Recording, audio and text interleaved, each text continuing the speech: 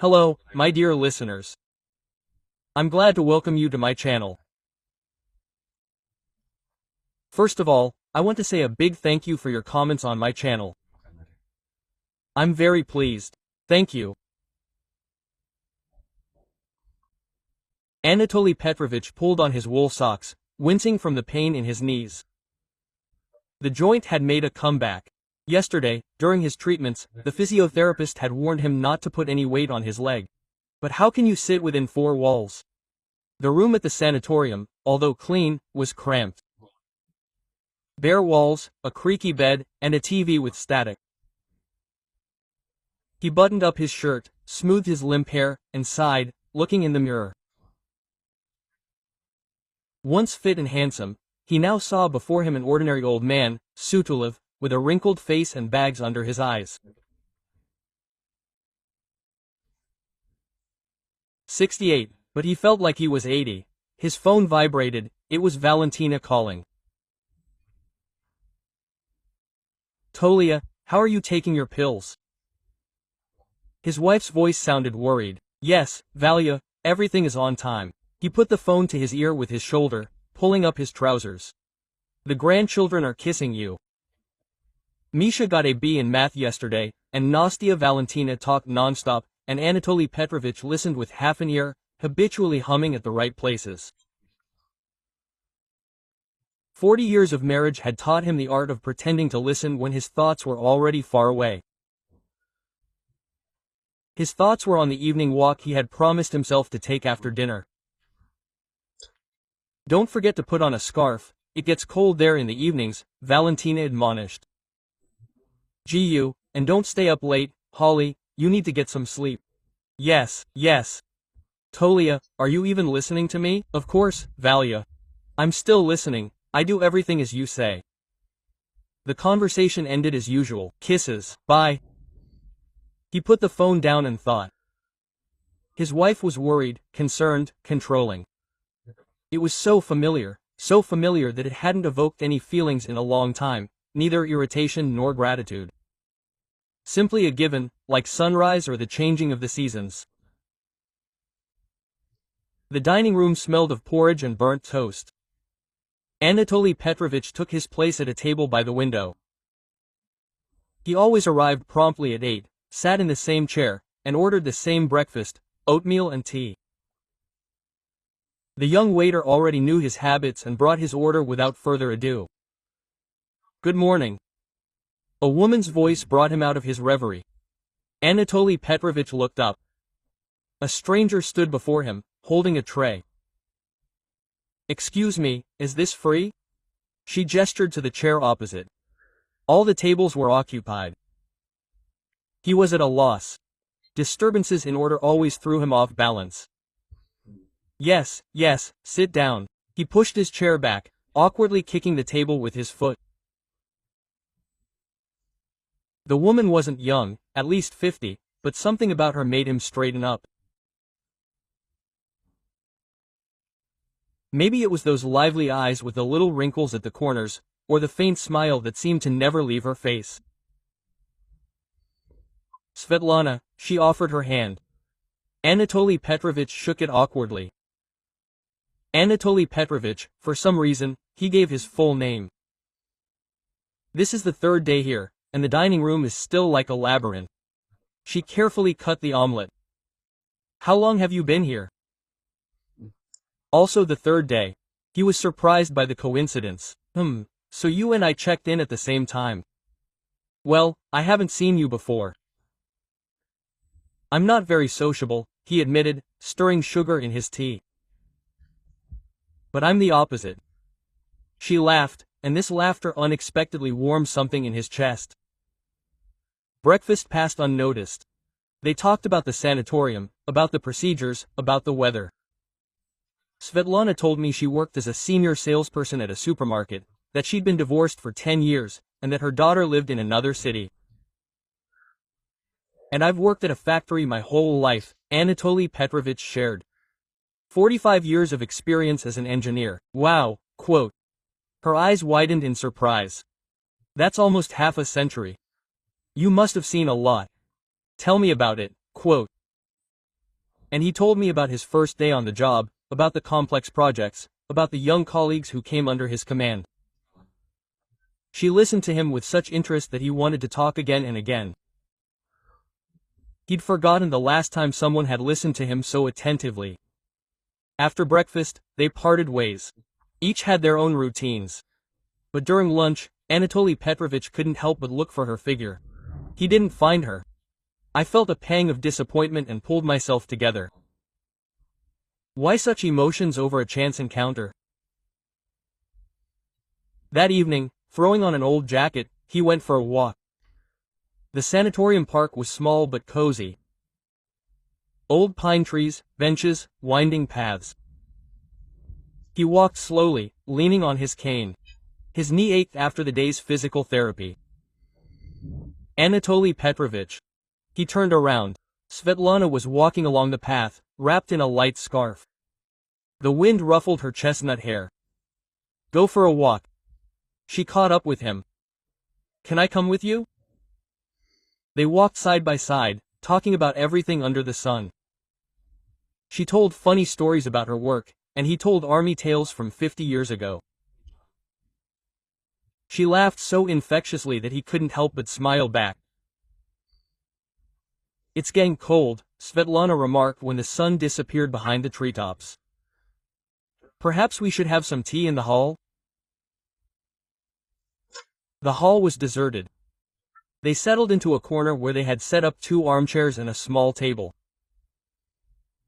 Do you have a family photo? She asked, warming her hands on the cup. Anatoly Petrovich took out his phone and showed them the pictures. Valentina with her grandchildren, a family dinner, a dacha. How sweet they are. She looked at the photos with a warm smile. I'd already forgotten what it's like to be part of a big family.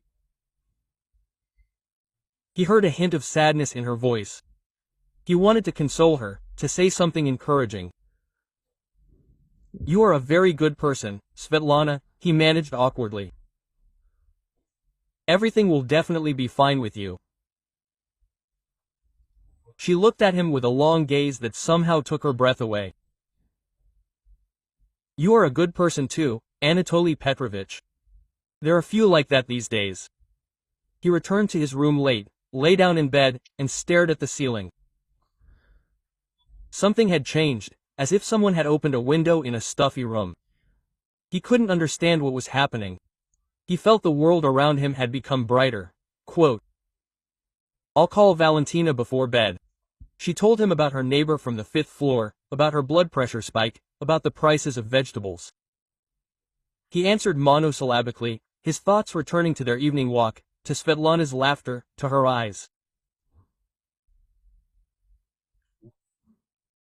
In the morning, he got up earlier than usual, shaved carefully, put on a fresh shirt, and even dipped a drop of cologne from a travel bottle into the children's gift for his last birthday, unopened until today. In the dining room, he sat at the same table.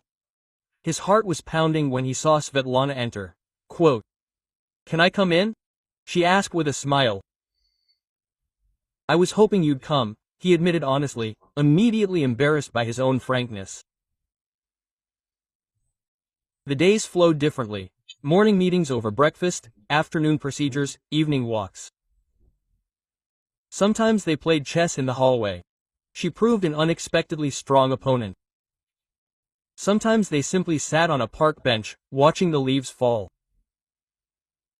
Time flew by. Anatoly Petrovich forgot about his procedures, missed doctor's appointments. Svetlana became more important than anything. Valentina called every evening. He answered mechanically, thinking of something else. His wife sensed the change. You're acting strange, Tolia, she said worriedly. Are you okay? Yes, I'm just getting tired of the procedures, he replied, looking at the photograph he'd secretly taken during their walk. Svetlana, laughing and alive, among the yellow leaves. On the 10th day of their acquaintance, they sat in the empty cinema hall of the sanatorium, showing an old Soviet film that no one wanted to see. They were alone in the dark. He didn't remember who took the other's hand first. He remembered only the warmth of her fingers squeezing his palm, and how his heart felt like it was about to jump out of his chest. After the movie, they took a long walk through the park at night. Svetlana was shivering from the cold, and he gave her his scarf. "Will you catch a cold?" She carefully adjusted the collar of his coat. Their faces were so close. He looked into her eyes and saw something there he'd never seen before. A reflection of his own feelings. Their lips met hesitantly, awkwardly.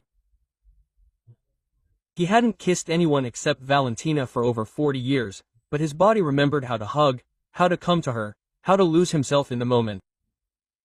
That night, he didn't sleep. He lay there, staring at the ceiling, smiling.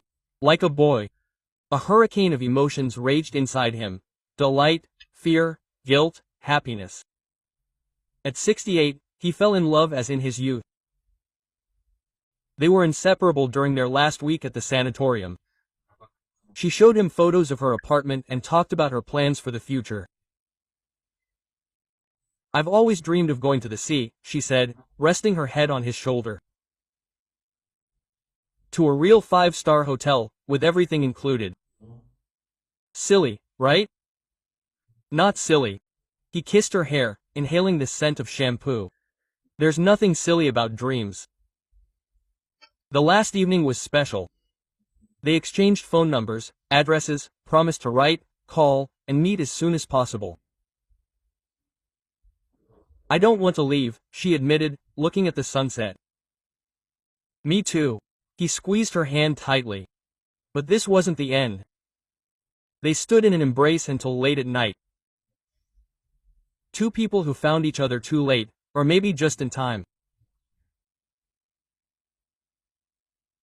The train clattered rhythmically along the rails. Anatoly Petrovich looked out the window, but he didn't see the passing landscapes. Svetlana's face and her laughter were before his eyes. The phone in his pocket felt red hot. He desperately wanted to take it out and dial her number, even though they had parted only 3 hours earlier. The train car was shaking. An old woman across from him dozed, her head drooping. A man in a suit leafed through a business magazine. Ordinary people, ordinary lives. And he felt like a different person, as if he'd shaved off a decade, become stronger and more confident. When the train pulled into the station, Anatoly Petrovich didn't immediately recognize Valentina. She waved to him from the platform, a small woman in an old coat, carrying her usual string bag. So ordinary. Tolia, she hugged him as soon as he arrived, like his joints. He replied something unintelligible and walked to the bus stop. On the bus, Valentina chattered incessantly about her grandchildren, her neighbors, and the leaky faucet in the kitchen. "Have you lost weight?" she noticed, looking at her husband. "And you've got a tan, it seems to suit you." Everything was the same at home. The painfully familiar wallpaper, the flour, the sagging sofa, the collection of porcelain figurines on the shelf, the smell of fried potatoes and onions. "Did I cook your favorite?" Valentina was bustling around in the kitchen. "Sit down and tell me how you relaxed." He sat down at the table and looked at his wife. 40 years together. Wrinkles around the eyes, gray hair pinned up with invisible pins, a housecoat with frayed elbows, a familiar face, familiar to the last feature and yet alien.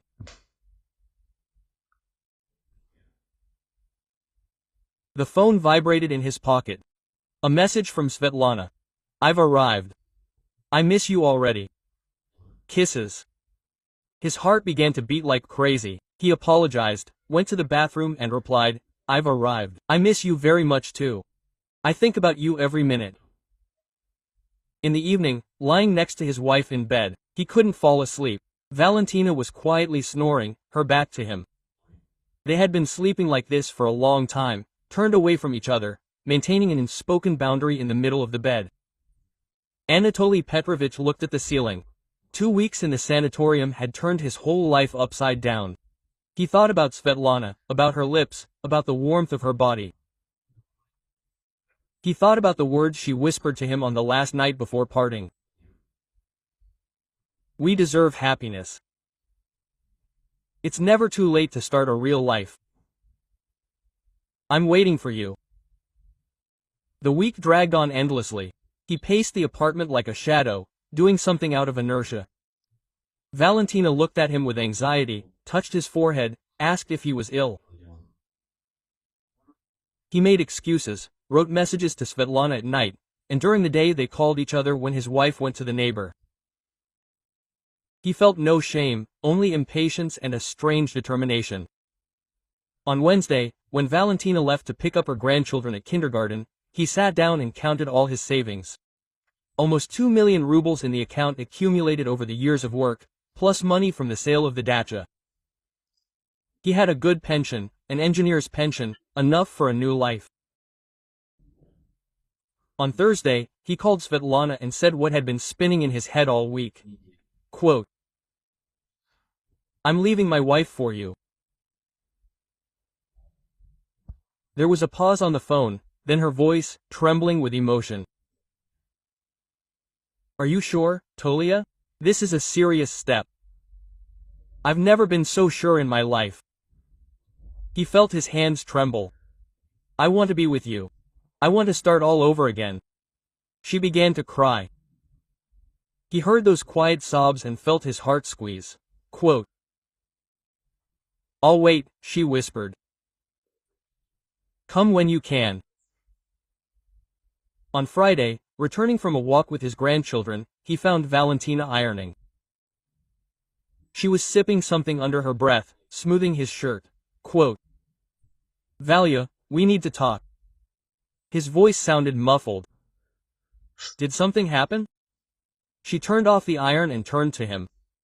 Her knees hurt again. They were sitting at the kitchen table. Cups of tea were cooling untouched.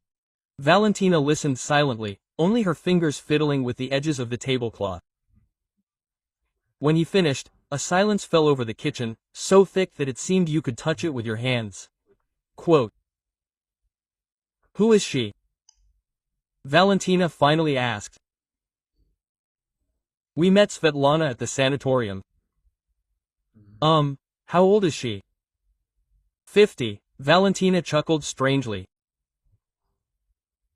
"Still young." She stood up, went to the window, and looked out at the street for a long time. Her shoulders were shaking slightly. 40 years, Tolia, she said without turning around. 40 years together, 2 children, 3 grandchildren. And you just cross it all out like that." He was silent. What can she say? So, all these years her voice broke. It was all in vain. "No, Valia, not in vain." He tried to come closer, but she recoiled. I want to live for myself at least a little while I still can." She turned around. Her eyes were dry, but her gaze was such that he felt uneasy. "So for yourself?" she asked quietly. "And we were bothering you? You don't understand?" "No, it's you who don't understand," she suddenly screamed, slamming her fist on the table. The cups jumped, tea splashed onto tablecloth.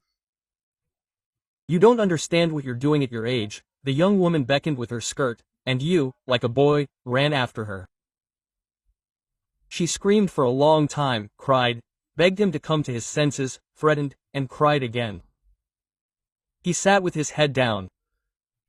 When she was exhausted and quiet, he said, "Forgive me, Val, but I've made up my mind." In the bedroom, he gathered the essentials, clothes, documents, medicines, and left the apartment papers on the dresser. "The apartment is yours," he said, zipping up his bag. "That's fair." Valentina sat in the kitchen, motionless, with an empty gaze. "And the money?" she asked in a lifeless voice. "Our savings." He hesitated. "I need to live on something, start from scratch." She nodded, as if she was expecting exactly this answer. "So, the apartment is mine, and the money is for you and your young wife." He said nothing. He awkwardly hugged her goodbye. She stood like a statue, not returning the embrace. At the door, he turned around for the last time. Valentina looked through him, as if he had already become a ghost. Svetlana met him in a dressing gown with her hair loose, hugged him tightly, pressing her whole body against him. Quote, "Are you really here?" she whispered, covering his face with kisses. Really, he decided. Her one-room apartment seemed like paradise, small but cozy, newly renovated, with light wallpaper, a large TV on the wall. "This is our home now." She took him by the hand and showed him the apartment as if it were a palace. In the morning, she made breakfast. They sat in the small kitchen, drank coffee, and made plans. Quote, "We'll buy you a new suit," she said, stroking his hand. "And nice shirts and shoes." "Why?" he asked in surprise. "I want you to be the most handsome man, my man." The next days flew by in a blur. Svetlana took him shopping, choosing shoes, clothes, and accessories. He signed a power of attorney to withdraw money from the account, and she set about updating her wardrobe. Quote, "It's too expensive," he tried to object, looking at the price tag of the camel coat. "You deserve it," she replied, kissing him on the cheek. In the evenings, they went to restaurants, not fast food or cheap cafes, but real restaurants with white tablecloths and smart waiters. He was embarrassed, but she liked it.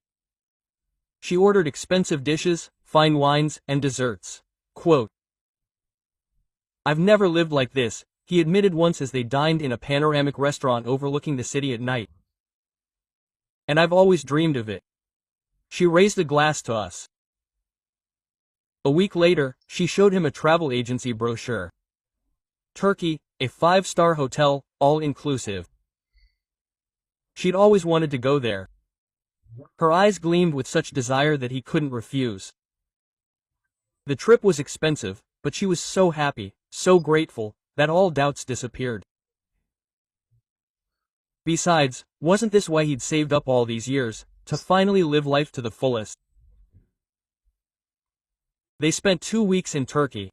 Svetlana sunbathed by the pool, swam in the sea, and danced in the evenings. He mostly sat in the shade, watching her. So alive, so happy, he took pictures with the new smartphone she'd chosen for herself before the trip. Sometimes at night, when she was falling asleep, he thought about Valentina, about the children, about the grandchildren. He'd take out his phone, look at their photos, but he didn't dare call. What can you say? They tried to contact him several times, but he didn't answer. He was ashamed and very scared. Upon returning home, Svetlana started talking about the fur coat. Winter was coming soon. She snuggled up to him, looked into his eyes with that special look he couldn't resist. "I've dreamed of a mink coat my whole life, a real long one." He agreed, although he saw the prices and knew it would cost at least another 200,000.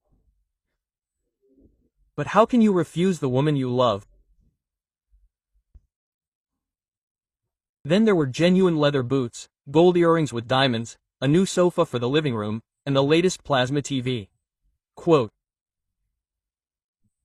"Maybe you shouldn't spend money so quickly?" he suggested cautiously after another major purchase. She was offended, pouted, and turned away. Quote, "Are you stingy with spending money for me? For us? No, what are you saying?" he said, frightened. "You just don't want me to be happy." Tears welled up in her eyes. "I knew it." He rushed to console her, vowing his love, promising that everything would be as she wanted. Fur coats, a vacation in Sochi for New Year's, and new furniture. Svetlana thawed and smiled through her tears. Quote, "I love you," she whispered. "I want us to live beautifully, like we've never lived before." In October, they went to Sochi to catch the last warmth, as she said, and immediately paid for a New Year's trip to the same hotel. In November, he took her to a jewelry store to choose a ring for their 3-month anniversary. And that same day, the ATM gave him a message: insufficient funds. Confused, he tried to withdraw a smaller amount. The terminal showed a balance of just under 5,000 rubles. That evening, sitting in the kitchen, he told her everything, talking at length, confusedly, guiltily, about how the money had run out, how they would now have to live on a pension, how they couldn't live in luxury anymore, but they would manage, they would live more modestly. She listened silently, without a word. When he finished, she got up from the table. Quote, "I see," she said calmly, as if she were talking about the weather outside. "You know, Tolia, I think I'll go lie down." He had a headache. That night, Anatoly Petrovich hadn't slept a wink. Svetlana lay next to him, turned toward the wall, not pressed against him as usual. He listened to her breathing, trying to figure out whether she was asleep or not. He tried to speak several times, but stopped himself. Quote, "The morning is wiser than the evening," he thought. "We'll discuss everything tomorrow." Svetlana was unusually quiet in the morning. She made breakfast in silence, got ready for work in silence, and only dropped it at the door. Quote, "I'll have to stay late today. Don't wait up for dinner." He paced the apartment all day, counting the remaining money, figuring out how much he'd get from his pension, what expenses he could cut. "I'll even call the travel agency to find out if it's possible to get a refund for the trip to Sochi for New Year's." It turned out it wasn't possible. The reservation was non-refundable. By evening, he calmed down. After all, they weren't together for the money. Svetlana loved him. He saw it in her eyes, felt it in every touch. They would manage, they would live more modestly. The main thing was that they were together. Svetlana returned late. She smelled of wine and cigarettes. Quote, "Where have you been?" he asked, trying to keep his voice casual and flawless. She and her friends walked past him to the bathroom. They needed to meet, to think. She stood in the shower for a long time. He sat in the kitchen and waited. When she emerged, wrapped in a towel with her hair wet, he suggested, "Let's talk." They sat across from each other at the table, just like the evening he confessed everything to Valentina. A strange parallel. Quote, "Svetlana, I understand that you're upset," he began, gathering his courage. "But we'll manage. I have a good pension, you work, we'll live on our own." She looked past him, somewhere at the wall. "And besides, is it really about money?" he continued. "The main thing is that we're together, that we love each other." "We love each other," she echoed, still not looking at him. "Of course." He reached for her hand, but she pulled it back. "Svetlana, what happened?" She sighed, finally looking him in the eyes. "Tolia, I don't know how to tell you this." Something inside snapped. He knew that tone, that words.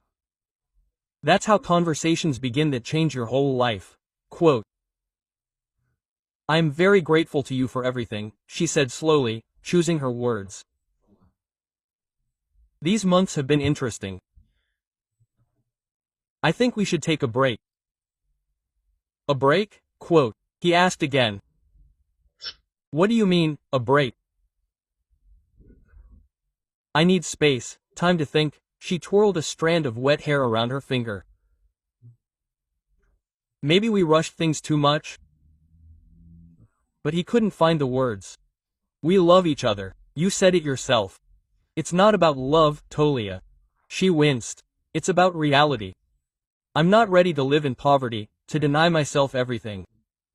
"But we won't live in poverty," he exclaimed. "I have an engineer's pension. Not bad money. Not bad for whom?" She grinned. "For a lonely old man, maybe, but not for a normal life. Not for the life I want." It was like a blow to the wind. He choked, unable to utter a word. "Besides," she continued, looking away, "there is one more thing. Our age difference, it weighs on me, Tolia. Quote. Burden? He couldn't believe his ears. But I never thought about it before. She stood up and walked around the kitchen, but now understand, I'm 50, I'm still young, and you. I didn't need to finish the sentence. He understood everything anyway. Quote. What are you saying? He asked, feeling something break inside. She shrugged. I think we both need time. You can stay with friends for now. With friends? He smiled bitterly. I don't have any social friends. I gave up everything for you. I gave up everyone. She was silent, fiddling with the edge of the towel. Then she quietly said, I'm sorry, Tolia. It's true, it's a pity, but I can't do otherwise. He spent the night on the sofa in the living room. In the morning, when she went to work, he packed his things. They turned out to be strangely small, 2 suitcases and a bag with documents. A cold November rain was drizzling outside. He wandered aimlessly, dragging his suitcases behind him. The balance on his card was critical, and his pension was not due for 2 weeks. At a cheap hotel on the outskirts of the city, they turned him down. There were no rooms. At the second one, they charged him 3 times the price for a small room the size of a closet. He had enough money for 3 days in advance. The room was squalid. Peeling wallpaper, a sagging bed, a sink with a dripping faucet. He sat on the edge of the bed and clasped his head in his hands. What had he done? For 3 days he hardly left the room, lay there, staring at the ceiling, thinking about his life. About Valentina, with whom he lived for 40 years, about the children who grew up without his participation.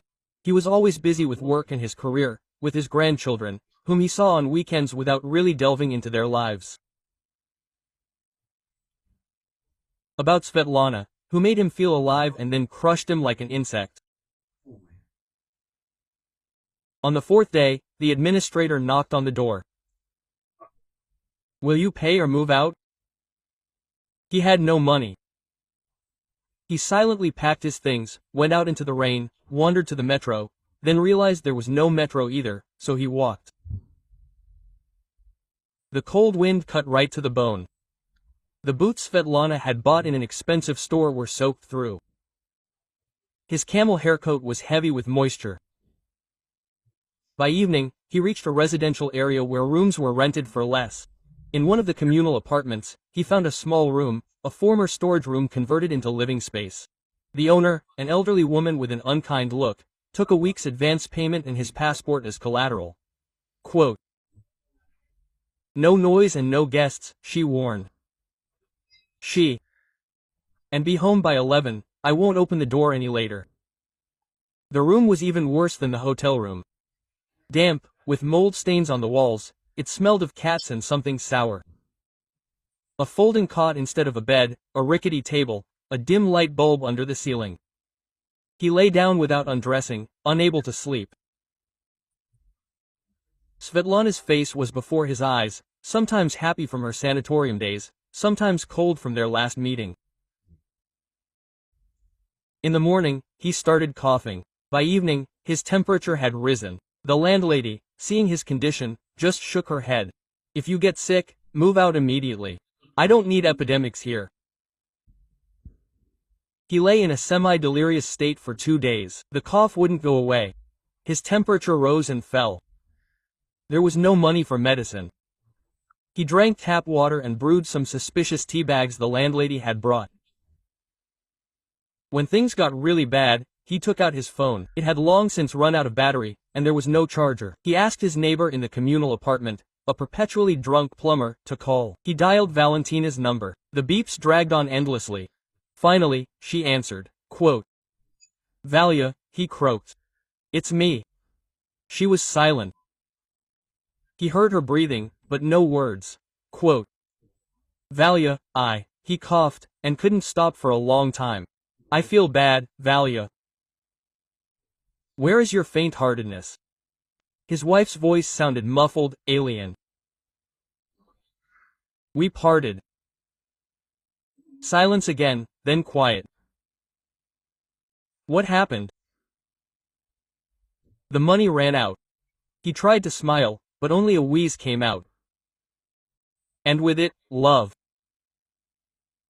Where are you now? He gave the address, asked uncertainly. Quote, May I? May I come back, Valia?